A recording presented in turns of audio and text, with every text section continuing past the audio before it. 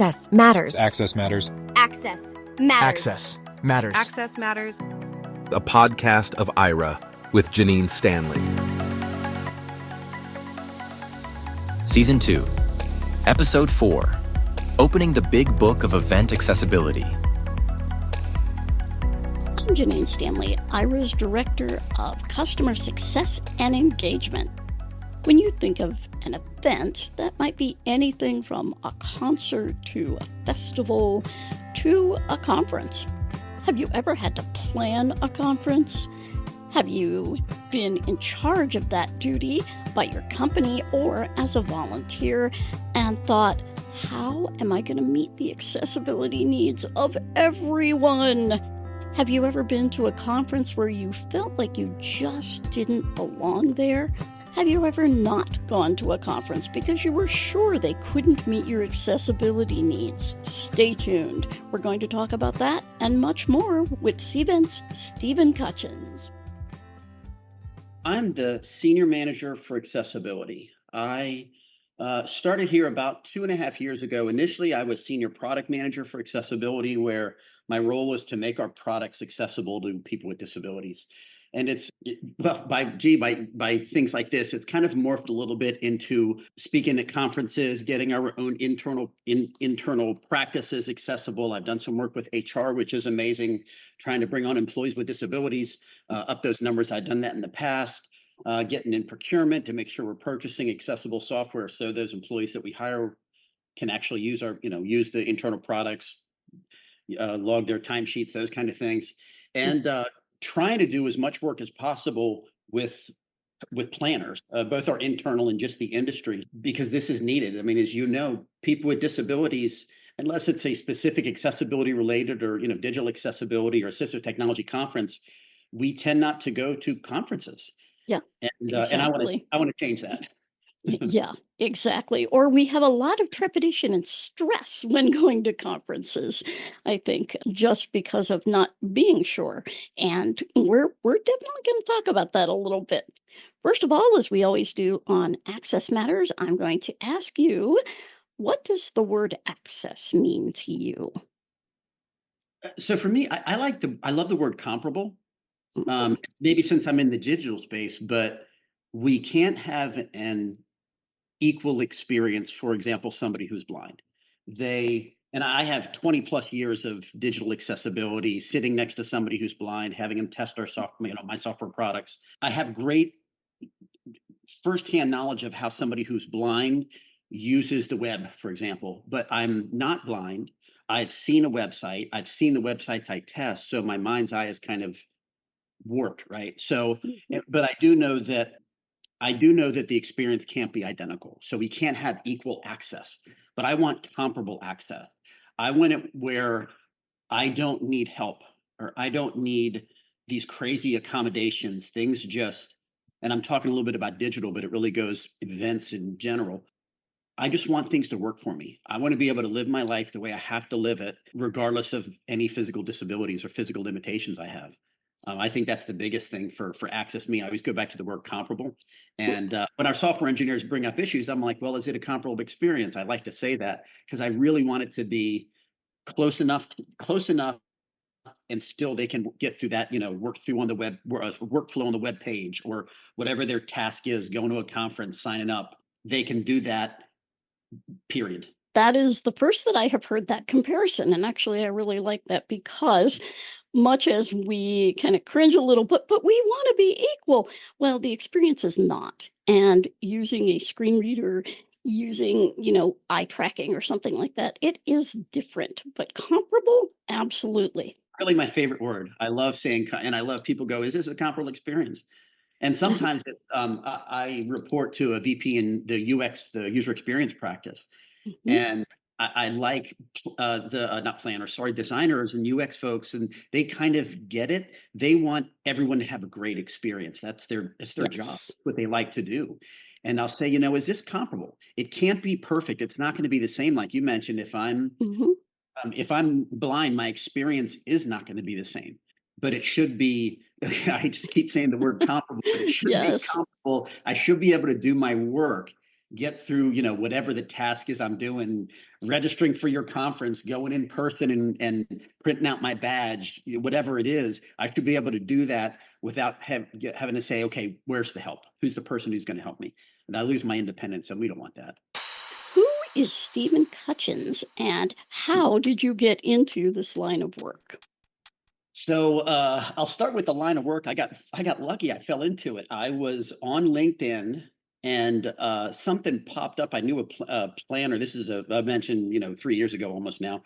I knew a planner. She had for decades had been an event planner for a large organization and flew all over the world and do all this cool stuff. And I remember her talking very fondly of CVent, and she had it's what do they call event in a box? It's like a big blue box, CVent logo. It's giant, 3 or 4 feet across, whatever. Has badge printers and badges and all this stuff in it. The on-site, the tablets to check in. And this job popped up for accessibility at CVent. And I was like, wait, CVent, that's the company that big blue box. And she was like, oh my God, I love CVent. If she raved, if I didn't work at, where she worked, I'd work at CVent. I'm like, what the heck? At the time, and the people were cool, the work was cool. At the time, I have 20 plus years of doing nothing but accessibility work, really wow. digital accessibility. Outside of maybe 5 years, I was in the CIO office for a very large organization where we were doing, like making sure we procured accessible software and we hiring practices and that kind of thing. But most of it's been, like I mentioned earlier, sitting next to somebody who had a disability and having him test our products. And I was a quality engineering tester, Section 508 for you folks, if you know federal, that was a Section 508 yes. project. And I just fell into it. And essentially, I'm in the Washington, D.C. area. Also got sick of driving into Washington, D.C. Can't blame you there. This is 35-minute commute versus an hour and a half. So that was a nice benefit. But really when I was around 6, my mother got cancer. They had to remove one of her legs, I think 5. So my mom was an amputee. And, this is in the early 70s when, to get in the grocery store, you pushed open a door, that kind of thing. So I remember being a little kid, pushing open the door for my mom. She died when I was 7. And to kind of, get a normal life, my aunt and my uncle I would spend 2 weeks with them every summer. And they had 2 kids in wheelchairs, cerebral palsy. One was unable to speak, and David was unable to speak. Pammy could speak, limited ability.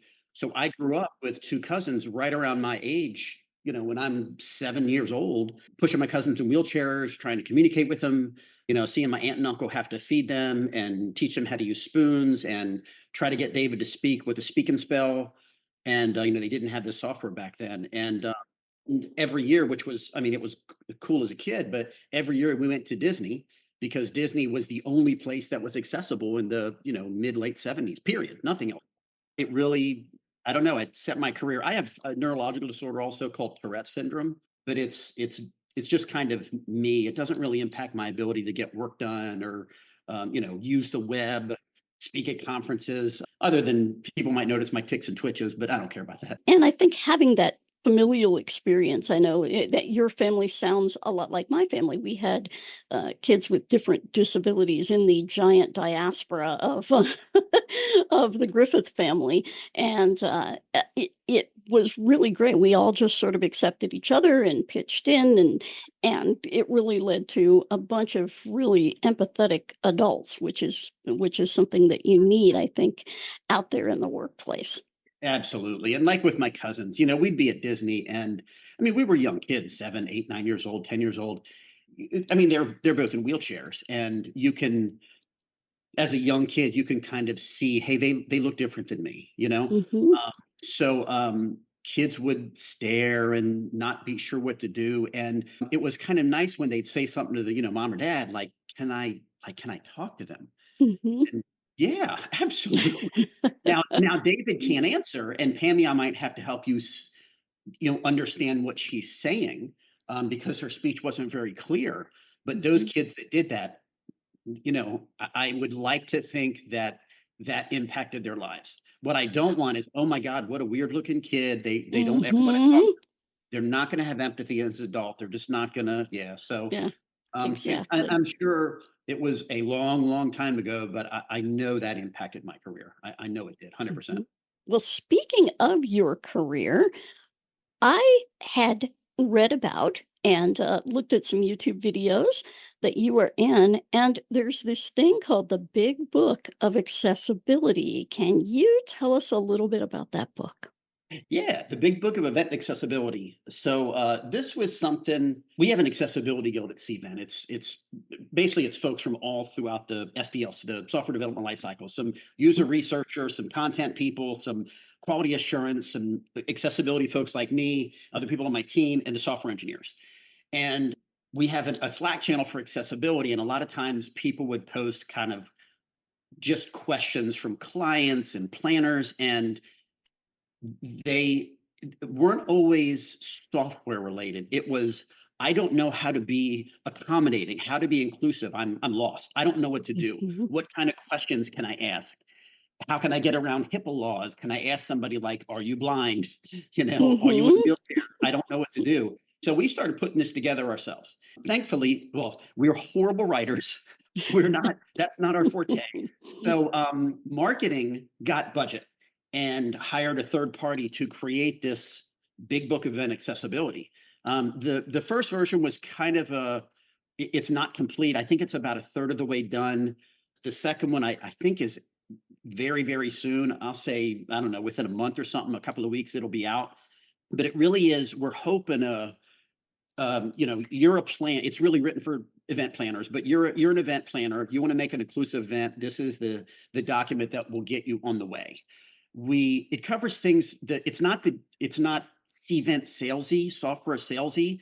We have Mhm. things like that. We're going to put them, we have a CVent community. We're going to put them there under, like, we have a knowledge base, and we wanted it not, you, regardless of what software you use, what's the ROI in this? What's the legal risk? When you're Mhm. selecting a venue, what should you look for when you're talking about picking a hotel space or picking the conference center? So we tried to make it really for planners outside of, hey, let's talk about, how cool our software is. We didn't want to do Yeah. that. So this is a resource for event planners. I And hope. rather than, kind of a software product, but CVent does have software products, right? Oh, we have a lot. We have 27, I think it is. So we do really all phases of planning an event. So some of it is the attendee facing side. If you've been to some of the bigger conferences like the CSUN Assisted Technology Oh, Conference, they yes. use our registration software. If you haven't been, shameless plug, not shameless. I love them. It's a great conference. I've been going for, I don't even know, 10 plus years.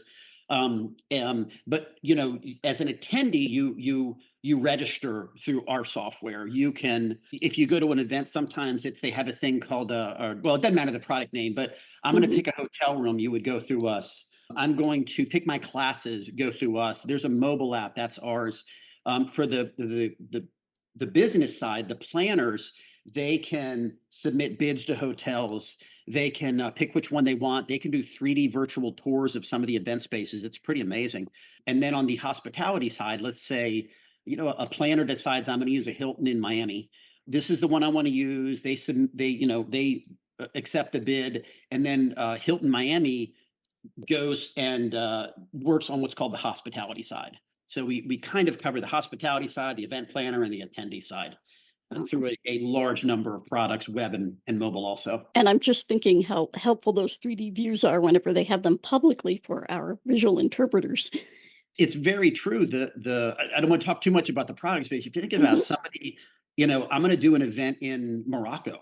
Do I have to fly to Morocco? Using the time, using the resources, burning all that fuel to go to 15 different places, or I can go to all 15 if they have the 3D, enabled the ability.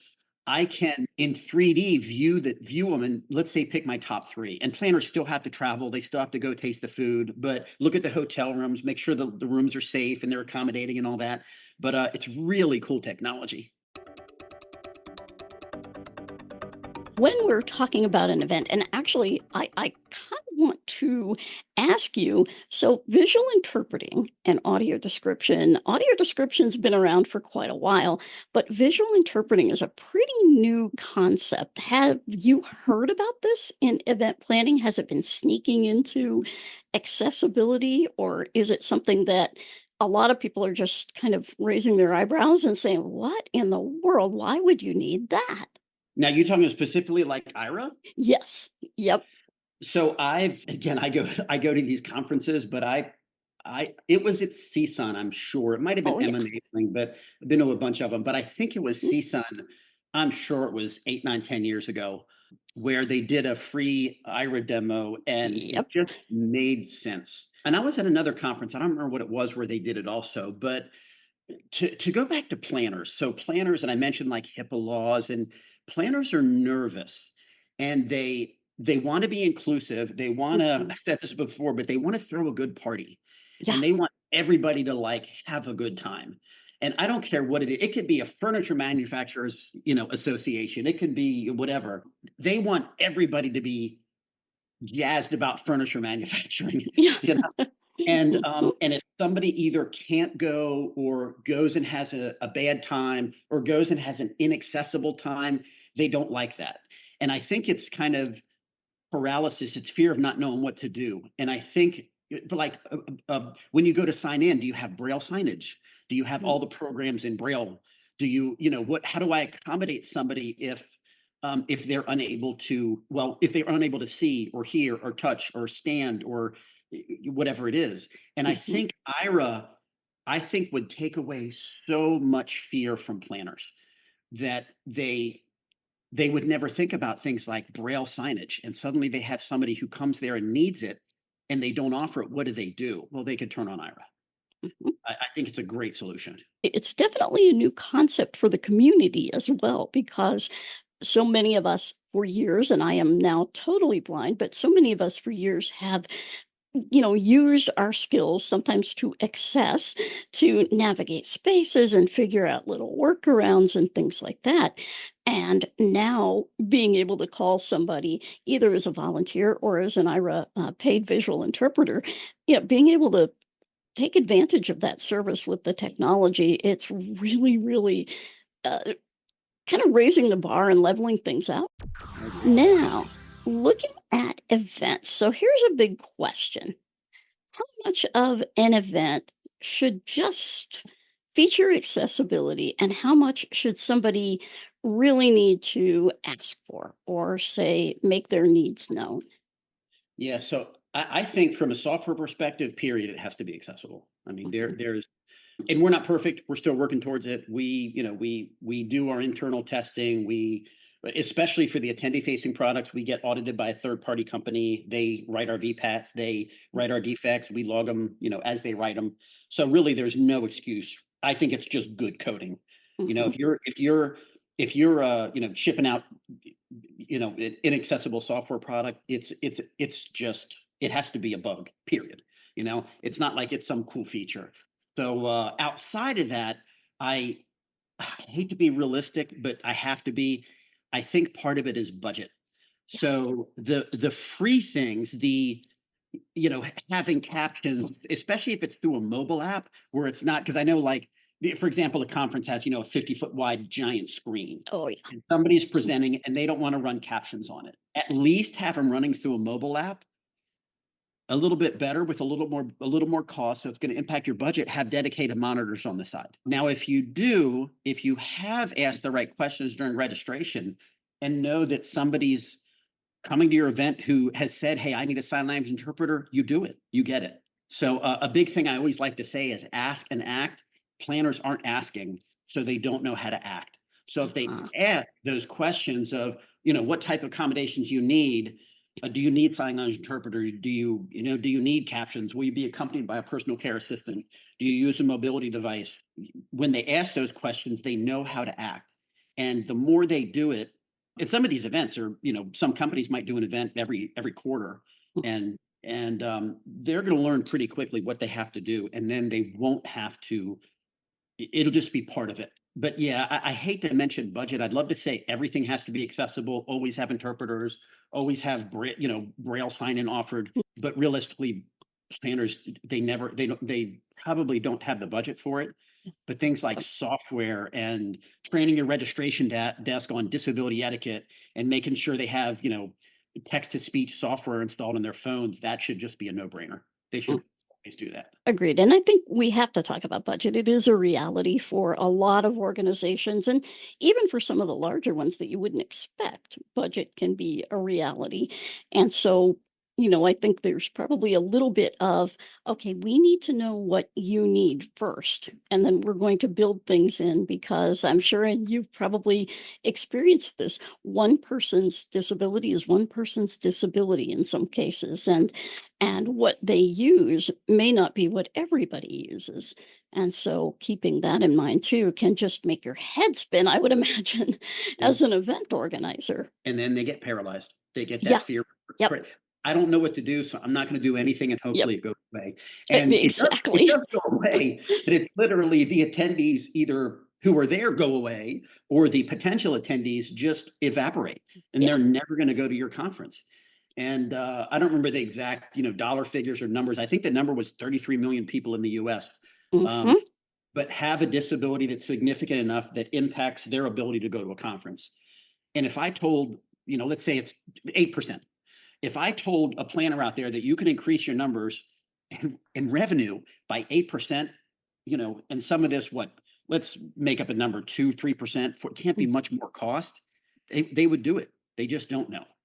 That's when we do things like write the big book to let them know that, hey, there is ROI on this. We talk about ROI. Accenture did a great bit of research that more inclusive companies, inclusive for people with disabilities, actually make more money. Why would you not?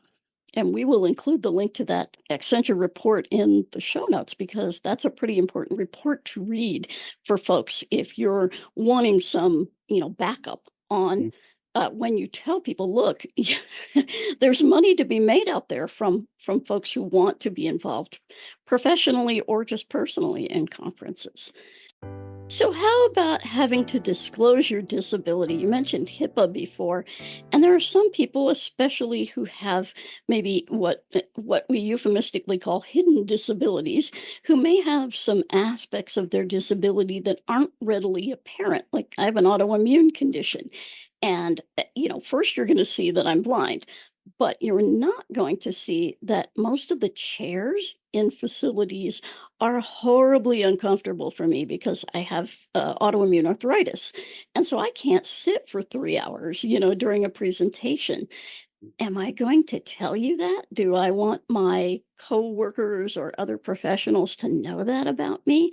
What have you encountered, or how do you feel about this whole issue of disclosure? So people, and this is a quote, labeled as disabled. Somebody told me, I don't want to be labeled as dislabeled. I'm sorry. I don't want to be labeled as disabled, because that kind of follows me throughout my career if I switch companies. And I mean, that really is a quote, and it was sad. And first of all, it doesn't. If when I leave CVent, they can say, yes, he worked here, I think that's kind of it by law. They can't say, hey, he identified as having a disability. He identified as a veteran. He, they can't. That's up to me. But I had, I did a lot of work with prior company, and I'm starting to work with HR here. We really want to increase numbers of both hiring with people with disabilities and people self-identify. And that's a big problem. And with the prior employer, I had somebody say it was dyslexia. And I was talking about that, and he said, yeah, I'm dyslexic. And I said, that's a disability. And he went, it's not a disability. And he was like offended. And I said, I didn't mean to offend you. I'm not saying like you're unable to work. I'm not saying that you're less of an employee. I'm saying that, and I guess this is my point, that the employer wants to know, because there may be things they can do, and it could be a 55-cent plastic overlay that makes you work 10%, read 10% faster. Why would they not do that? And people think, I was going to say employees think, but people think if I show weakness, especially to an employer, that's going to be bad. It's going to come from my job reviews. when, I mean, maybe I'm just overly optimistic because with my Tourette's, even back in college, I was, for interviews, I was very vocal about it. Hey, I have Tourette's. And I was worried that I'm going to do a tick and they're going to think, what's this guy on? And they're not going to want to hire me, So I did it out of fear of they're going to say, why did he do that? I don't want him working with us. But admittedly, I also did say I don't, at least not anymore, don't really have coprolalia. So coprolalia is you may have sudden outbursts or grunts and vocalizations or screaming out cuss words, inappropriate words.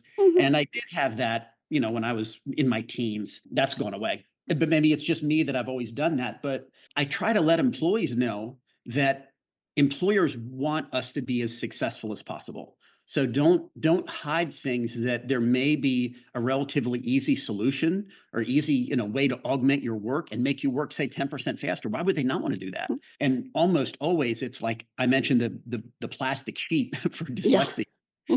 Very inexpensive. And if it makes you, when you're reading 10% faster, imagine like a software engineer. Oh my gosh, that's all you do is stare at the computer. Yep. So 10% of your day is, it's a lot of saved money in the long run for the employer. So of course they would want to do it. Oh yeah. And sometimes adding an audible component to it, either a screen reader and there are now free screen readers for Windows, for Mac, of course. There are lots of things. And I've talked to people who are in the process of maybe they've just acquired a disability later in their career, and they're really nervous about it. And I keep telling them, if you don't tell, they can't help you. They're not obligated to help you. They may, because they're a good employer, but they're not obligated to. Where if you actually disclose discreetly, however you want to do it, then the employer really is obligated to help you. Yeah, absolutely. Well, there are a couple different ways to approach a conference. Possibly an organization might employ an event planner, but sometimes events get planned by a volunteer committee. What tips do you have for folks who do things this way, either in a small conference or a small event, or maybe that's just the way the organization does things by volunteer committee? Any tips for those folks? Yeah, the old voluntold planner. Hey, we have to have an event. It's a doctor's office. There's 70 employees. We have to, have an event. You're it. Tag. Yep. Been there, done that. Yeah. I mentioned earlier the ask and act. We have to ask what accommodations attendees need, and then we have to act on it. And I gave my example of, you can't say, are you deaf? Are you blind? But you can say, and I'll give a real world example. You can say, do you require sign language interpreter? If so, what language do you use? Because there's not, I'm doing air quotes. It's not just sign language. It's British, it's English. You have to identify the issues people need. Will you be accompanied by a service animal? Will you be accompanied by a personal care assistant? And I love the one about the personal care assistant, because that means, especially for a paid conference, that now there's 2 people coming. Only one person gets charged for the conference. The other one comes in for free. And planners ask, yes, you can charge them for the food if they're, if they're going to eat, charge them a nominal fee. But you do need a seat next to that person. And if they say they're in a mobility device, let's say they use a wheelchair, you now need really 2 spaces. One is no chair, and the other one next to it is reserved for the personal care assistant. If they say they also come with a service animal, guess what? That's 3. That's 2 spaces, because I always see it. The dog is out in the aisle. You want the dog not being stepped on and hit with the white cane and tails rolled over on wheelchairs, So ask the questions and then act on it. Or one of 2 ways. And by the way, in that big book we have, I mentioned already the CSUN Assistive Technology Conference. They gave us permission. We put their questionnaire. It's really good. It goes in great detail. Do you need Braille output, large text, all that? Great. And somebody, it was an employee, was an alumni of a university, and their university alumni association did a question. Normally, I don't like these. I hate them. Do you require ADA accommodations? And it's a check. It's a yes, no, where it's a little checkbox. But what they did is said, do you require accommodations, for a disability? If so, let us know and we'll contact you. I think it was 3 weeks. We'll contact you within 3 weeks to discuss your accommodations. And I loved it, because what I don't want is, ADA with a question mark. In case Yes. people don't know, it's Americans with Disabilities Act. So it's Yes. ADA question mark, and then all ADA is created equal. You know, Mm-hmm. Mm-hmm. but And they said, yeah, you and I go love into it. that fear mode when you hear ADA. Oh Yeah, no, lawsuit, lawsuit if I don't do this right. yeah. Yeah. And then so there with this alumni association did it said, look, we want to be inclusive. I don't even know what to ask. So we will contact you within 3 weeks. And they kind of time boxed it. I thought it was fantastic. I genuinely, I generally don't like it being generic, but in this case, I thought it was a really good idea. That was a really good Mhm. option. And I think that works too for smaller organizations as well, where, okay, I may not just automatically print out 25 braille programs because that's a lot It's a lot of space money. wise and whatnot. But if I have somebody who needs one, I know where to get it done.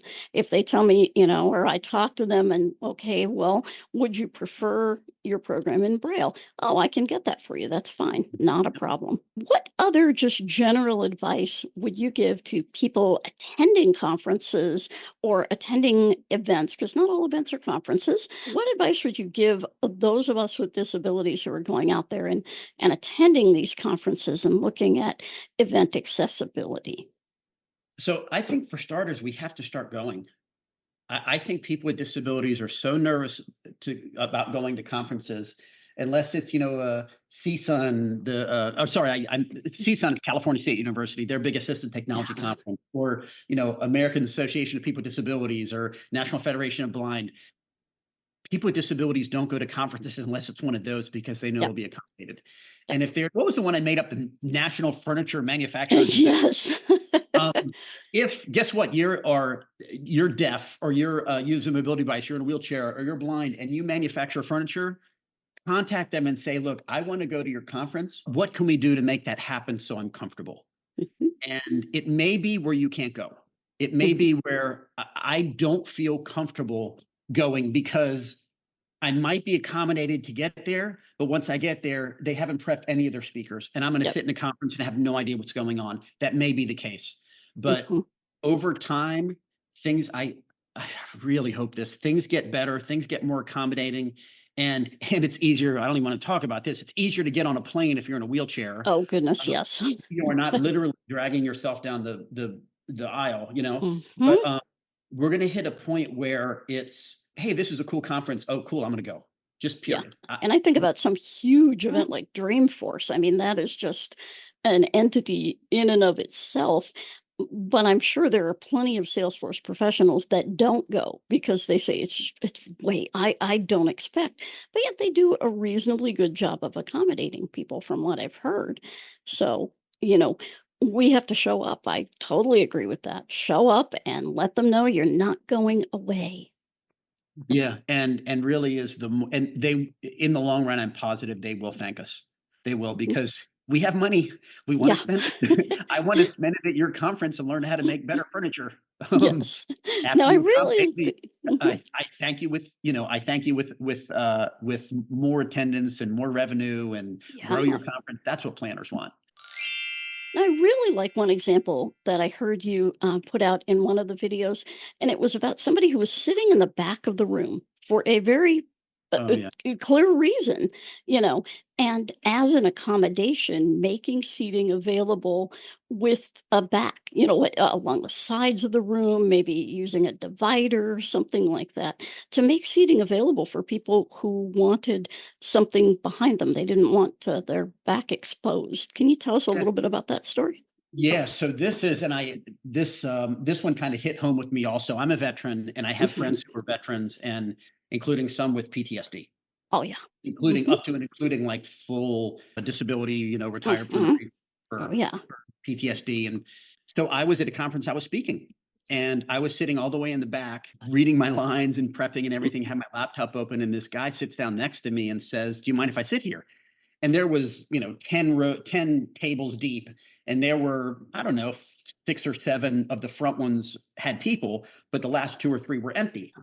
So I said, sure, yeah, come on, sit down. And we chatted a little bit, and I said, are you a speaker? And he said, no, I have PTSD. I was a veteran, and have PTSD, and I just am not uncomfortable. I mean, I'm not at all comfortable sitting in a big group. I really need a wall behind me. I need to be able to kind of scan the room. I totally got it. I completely understand. And I don't know if it was really accommodated. They said, hey, we're going to have tables in the back, but he needed that. And I'm willing to bet he never said, hey, I have PTSD. I need to sit in the back. I get very nervous in a group. He just made it work. The beautiful thing is he made it work. The bad thing would have been, I don't know if it's going to be a giant open room and there's going to be cameras and speakers in the back, and there's no way from, I'm forced in the middle and flashing lights and bass going off. He would something in his brain would trigger and he's gone, and he's not coming back to your conference, and you can bet your bottom dollar he's not coming next year. It was really, I got it. And it was so awesome that this guy was there, and also that he figured out a way. He's sitting in the back where it's a little more quiet back. We were literally in a corner in this giant room, and he was comfortable enough. He was able to attend. And that can be accommodated, like I said, so easily with just rearranging a little bit of seating in a room, and maybe rearranging some of your audio so that everybody can hear the speaker. And it's pretty easy to do. You might be surprised. Yeah, and they'll offer a low sensory room, or slash quiet room, they call it. Offer those where, in case he did or anybody got a little overwhelmed, or they just, let's be honest, some of those big conferences, if you've been some 3, 4, 5,000 attendees, good Lord, everybody needs to get away. Yes. I just need a minute so my ear stopped ringing. Yes. So, and that room helped everybody, but especially somebody like this guy. And there, he didn't have to disclose a thing, and that was already there. So something for everyone to think about. Now, Stephen, if people want to learn more about you, check out some of these videos, etc., how can people find you? You can, on LinkedIn, it's Stephen with a PH, STEPHEN, and then Cutchins, CUTCHINS. You can ping me on LinkedIn. You can email me, scutchins@cvent.com. Check out the big book. It's cvent.com/big book. The first version, it's a PDF. I can't guarantee the accessibility of it. So if somebody needs it, please contact me. We tried to remediate the first version and kind of hit pause because a new one's coming out. We had a little trouble. I think the way it was generated, we had some trouble getting it accessible. But I can export it to accessible text or to an HTML version if you need it.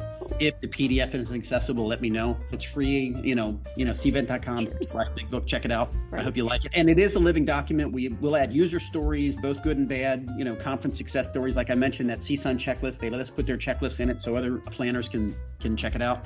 And all of those resources will be in the show notes. I want to thank you, Stephen, for being here with us on Access Matters. I think we've learned so much about events from you. Thank you.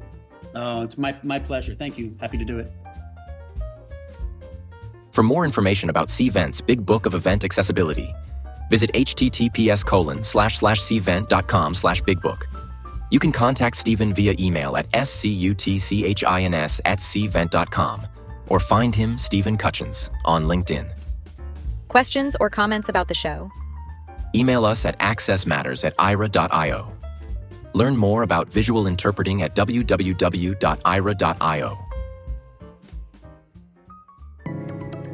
You've been listening to Access Matters with Jenine Stanley. This podcast is a production of Ira Tech Corp. To learn more about visual interpreting, visit our website, http://ira.io, or email us at access@ira.io.